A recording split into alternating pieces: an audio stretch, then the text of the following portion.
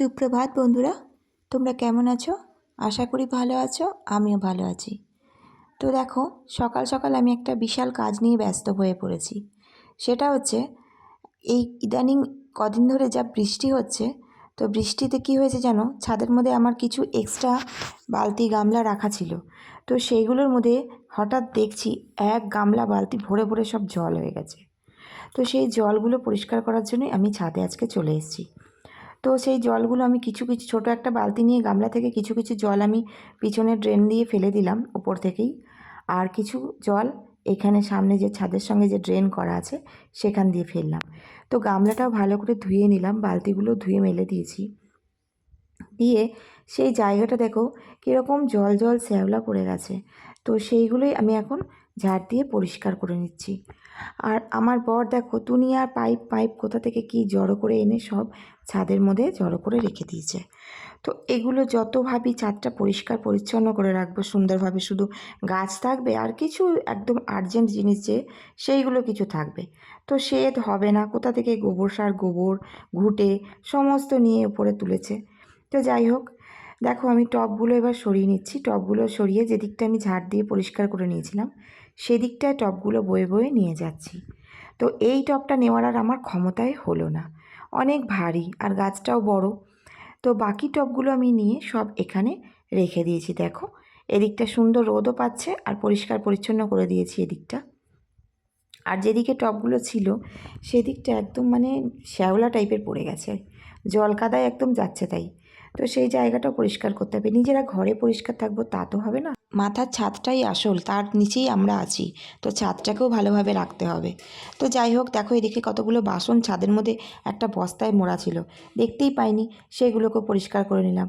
এদিকে বিছানাপত্র গুছিয়ে নিলাম, তারপরে কাঁচা কিছু বার করার ছিল সেগুলো বার করে নিলাম। নিয়ে ততক্ষণে দেখছি আমার বর বাজার নিয়ে চলে এসেছে। তো সেগুলো এবার বার করে নিচ্ছি। এখনও আমি নিচে ঘর দোয়ার পুছিনি, তো সেই জন্য বাজারগুলো ঢেলে নিলাম। বাজারগুলো ঢেলে নেওয়া হয়ে গেছে আমার। এবার আমি মাছটা আগে ধুয়ে নিচ্ছি, কেননা স্নান করার পরে এই সমস্ত ভালো লাগে না। কাঁচাও অনেকগুলো জড়ো করেছি, তো আমি এখন মাছটা ভালো করে ধুয়ে নিয়ে নুন হলুদ মাখিয়ে ফ্রিজে ভরে দিয়ে যাব। তো দেখো আমি এখানে একটা একটা করে ভালো করে মাছ ধুয়ে নিচ্ছি। আগে যখন বন্ধুরা আমাদের এই কল ছিল না, আমাদের আগের বাড়ি ছিল, তখন জানো তো উঠোনের মধ্যেই মাছ ধুতে হতো। আর পাশ থেকে বেড়াল একদিকে, কাক একদিকে এত উৎপাত করতো যে ঠিক করে কিছু করতেই পারতাম না। তো যাই হোক, মাছটা ধুয়ে নিলাম। এবার বাজারগুলো আলাদা করছিলাম। ও গেছিলো আর একটু দোকানে একটু বিস্কুট, একটু আদার্স জিনিস আনার ছিল টুকিটাকি, সেগুলো আনতে। ও বাবা, ও দেখলো মাছ যা এনেছি বইয়ের ঠিক মন পোষায়নি, অল্প মনে হচ্ছে। দিয়ে ও আবার গেছিলো, গিয়ে একটু মাংস নিয়ে চলে এসেছে। বলছে মনে হলো তোমার মাছটা দেখে ঠিক পোষায়নি, একটু মাংস ওই জন্য নিয়ে এলাম। তো ঠিকই আছে, চলো, এইটুকু তো করতেই পারে। কারণ মেয়েদের বিয়ের পর স্বামীরাই হয়ে যায় মানে মা বাবার মতনই।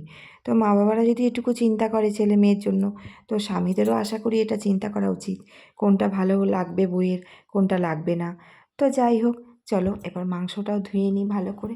এটা ধুয়ে এবেলা আর এটা করব না, তো রাতের দিকে এটা করব। রাতের ইচ্ছা আছে রুটি করব আর তার সঙ্গে চিকেনটা বানাবো। তো চলো এখন এটা ধুয়ে ধায়ে নিই।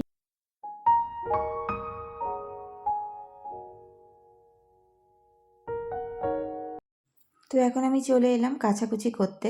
তো বাথরুমে আমি ভিজিয়ে রেখেছিলাম গামলাতে আগে থেকেই। তো যাই হোক, জানো আমার বাথরুমটা কিন্তু আমার খুব মন মতো হয়েছে। ছোট্ট পাড়া একটুখানি বাথরুম আমার একদম ভালো লাগে না। আমার যখন পুরনো বাড়ি ছিল না, তখনও জানো তো বাথরুম খুব একটা ছোট ছিল না, ভাঙাচোরা থাকতে পারে কিন্তু ছোটো ছিল না। আর এখন তো কোনো কথাই নেই, বাথরুমে আমি শুতেও পারবো যদি মন চায়। তো যাই হোক বন্ধুরা, আমি কেচে কুচে দেখো ওপরে চলে এসেছি। আমার বর আলাদা করে একটা দড়ি টাঙিয়ে দিয়েছে, সেইটার মধ্যেও মেলছি, কারণ চাদরই কেচেছি 3খানা। তো সেগুলো সমস্ত মেলতে গেলে লাগবে তো বটেই। আর রোদটা দেখেছি, বৃষ্টির মধ্যে যখন রোদটা দেখি না, মনটা খুব শান্তি হয়ে যায় যে কাচাকুচিগুলো একটু শুকাবে। তো যাই হোক, আমি দেখো কাচাকুচিগুলো মেলে দিলাম। মেলে দিয়ে এখন চলে এলাম বরকে খেতে দিতে। তো আগের দিন একটু চালের রুটি করেছিলাম, আর ও যেহেতু একটু কড়া রুটি ভালোবাসে, ওই জন্য ওকে একটু লাল লালটাই দিয়েছি। তো ওই রুটি দিয়েছি, আর পায়েস ছিল দিয়েছি, আর একটা কলাও দিয়ে দিয়েছি। দিয়ে আমি এবার ঘর পোছার কাজে লেগে গেছি। সিঁড়িগুলো আগে পুছে নামিয়ে দিচ্ছি, তারপরে আমি ঘরটা পুছবো। মেয়ের ঘরটা মোটামুটি গুছিয়ে দিয়েছি, ঘরও পোছা কমপ্লিট। তো দেখো এই দিকটা শুকাতে চায় না, রাস্তার দিকটা দরজাটা বন্ধ থাকে তো জল হাওয়াও পায় না, দিকটা শুকাতে চায় না। তো দেখো আমাদের সাইকেলটা নিয়ে এখন পুচকেটা গেল, খেলছে বাইরে সাইকেল নিয়ে। এদিকে ভাত বসিয়ে দিয়েছি, এবার দুজনের জন্য 2 কাপ চাও করে নিয়েছি। তো চাটা নিয়ে ওকে দিয়ে দিই আগে, তারপর আমি টিফিন খাবো। ব্যাটা ছেলেকে আগে খাইয়ে দিলে তারপর শান্তি, আর বাকি কাজ আমি আস্তে আস্তে করি না কেন। তো ওকে দিয়ে দিচ্ছি চাটা, তারপরে আমিও খেয়ে নেবো। তো দেখো আমি এখানে কলা নিইনি চা খাচ্ছি বলে, আমি শুধু রুটি আর পায়েসটাই খাবো। তো খেয়ে দিয়ে চলে এলাম রান্নার দিকে। যেহেতু মা নেই, আমার আর বরের শুধু রান্না, তো আমি সেখান থেকে 2 পিস মাছ তুলে নিয়ে বাকিটা রেখে দিলাম, কালকে হয়ে যাবে। ফালতু এত মাছ করে কি করব, রাতে তো আবার চিকেন হবে। আর এদিকে দেখো দুজনে এখন গাছ লাগানোর জন্য তড়িঘড়ি করছে, মাটিগুলোকে বস্তা করে এনে এ কোনায় রেখে দিয়েছে। তো ওরা ছাদে যাবে এখন। আমি এদিকে দেখো সর্ষে বেটে নিচ্ছি। মিক্সিতে না অল্প করে সর্ষে বাটলে খুব অসুবিধা হয়, সেই জন্য আমি শিলনোড়ায় বেটে নিচ্ছি। আর শিলনোড়ার বাটার মশলা খেতেই আলাদা। আর একটা ফেরিওয়ালা এসেছিলেন, তো ওনার কাছে দেখো আমার বর এই দুটো নিয়েছে, আমার খুবই পছন্দের, চায়ের সসপ্যান, আর একটা নিয়েছি গোপালের জন্য একটা হাঁড়ি। আর এই মধ্যেই দেখো আবার বৃষ্টি শুরু হয়ে গেছে। তো আমার বর তাড়াতাড়ি করে ছাদে গেল, গিয়ে দেখো জামাকাপড়গুলো সব তুলছে, সব ভিজে যাচ্ছে, কীরম অবস্থা। একদম আকাশে মেঘটা যেন ছাড়তেই চাইছে না, কি বর্ষা চলে এলো হঠাৎ করে। তো এইদিকে বাসনগুলো দেখো আমি রেখেছিলাম মেজে, ওর ওপরে আমি একটা প্লাস্টিক ঢাকা দিয়ে দিয়েছি, না হলে তো ধুলো নোংরা আবার ওর মধ্যে পড়বে। তো যাই হোক এগুলো তুলে নিয়েছে, বাকিগুলো আমি দেখে মেলে মুলে দেবো। তো এদিকে রান্নাটাও বসানো আছে, ওটাও করতে চলে এলাম। উচ্ছে ভাজা করব, একটু বেগুন দিয়ে শাক করব, আর করব হচ্ছে মাছের ঝাল। আর এদিকে লঙ্কাগুলো নিয়ে এসছে, ওগুলোর বোটাগুলোকেও ছাড়াতে হবে। তো রান্নাবান্না কমপ্লিট করে আমি চলে এসেছি দেখো গ্যাস পরিষ্কার করতে। তো গ্যাস ট্যাস পরিষ্কার করে এদিকে এলাম দেখো যেখানে মাছের বোলটা থাকে, বেসিনটা থাকে, ওই জায়গাটা পরিষ্কার করতে। আজকে ভাবছি বেসিনটা একটুখানি মেজে নেবো, কারণ অনেক দিন হলো বেসিনটা লাগানো হয়েছে, বেসিনটা পোছা হয়নি ঠিক করে, মানে মাজা হয়নি। তো সেটা আমি মেজে নিচ্ছি। আয়নাটাও একটু পরিষ্কার করে নিলাম। যাই হোক এখানে আমরা না এঁঠো কাটা হাত ধুই না, নর্মালি কিছু খেলাম টুকটাক মুখ টুক ধুলাম, এগুলো করি।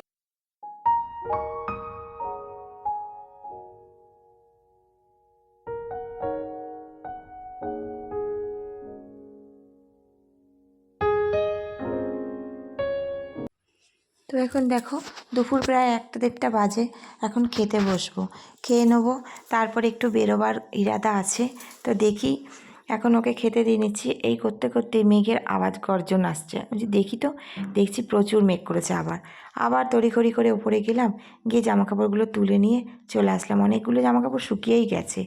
তো এগুলো তুলে এবার খেয়ে নেবো, গিয়ে খেয়ে দিয়ে একটু বেরোবো, যদি বৃষ্টি না হয় তো। তো চলো বন্ধুরা, আজকে ব্লগটা আর বড় করলাম না। তোমরা প্লিজ স্ক্রিপ্ট না করে ভিডিওটা দেখো, আমার পাশে থেকো, তোমরাও সাবধানে থেকো। টাটা।